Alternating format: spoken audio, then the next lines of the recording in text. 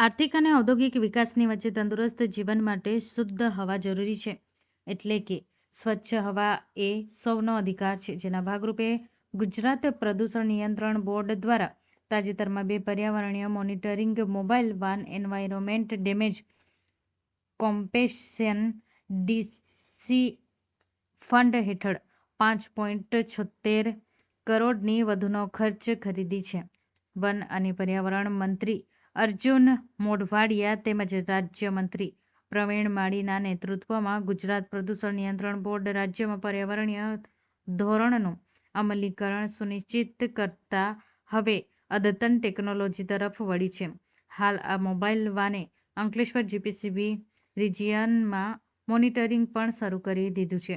જે અંગે અંકલેશ્વર જીપીસીબીના પ્રાદેશિક અધિકારી ડોક્ટર જિજ્ઞાસાબેન ઓઝાએ વાતચીતમાં આ વાનની કામગીરી અંગે વિગતવાર માહિતી આપી છે. નમસ્કાર, હું ડૉક્ટર જિજ્ઞાસા ઓઝા, પ્રાદેશિક અધિકારી, ગુજરાત પ્રદૂષણ નિયંત્રણ બોર્ડ, અંકલેશ્વરથી બોલું છું.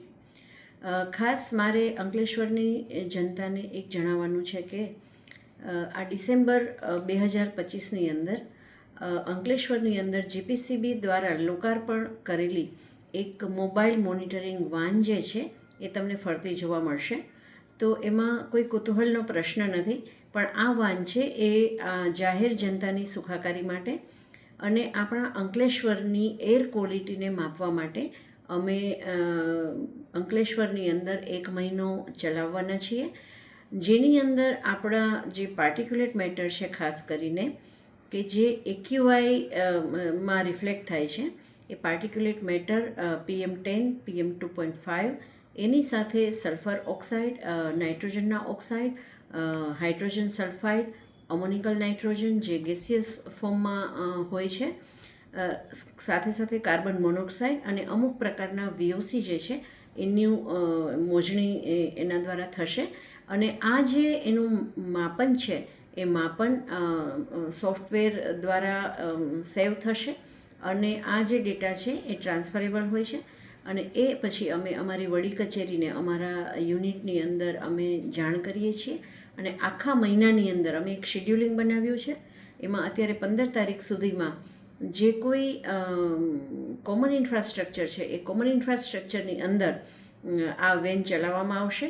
અને જીપીસીબી ઓફિસે પણ 24 કલાક જેવું અમે ચલાવ્યું છે. તો 15 તારીખ સુધીનું મેં શેડ્યુલિંગ કર્યું છે અને 15થી 31 તારીખ સુધી, એટલે કે 16 તારીખથી 31 તારીખ સુધી અમે જે મોટી કોર્પોરેટ કંપનીઓ છે લાર્જ સ્કેલની, એ કંપનીઓની અંદર આ વેનને મૂકીશું.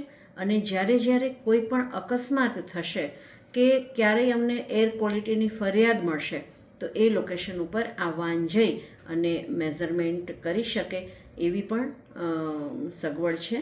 તો આ જે વાન છે એ વાનનો આપણા અંકલેશ્વરને ફાયદો થાય, એની હવાની ગુણવત્તામાં સુધારો થાય, એ જ અમારી ઈચ્છા છે. અને 1 મહિનો સઘન રીતે અમે આ વાન જે છે એ અંકલેશ્વર વિસ્તારમાં ચલાવીશું. ધન્યવાદ.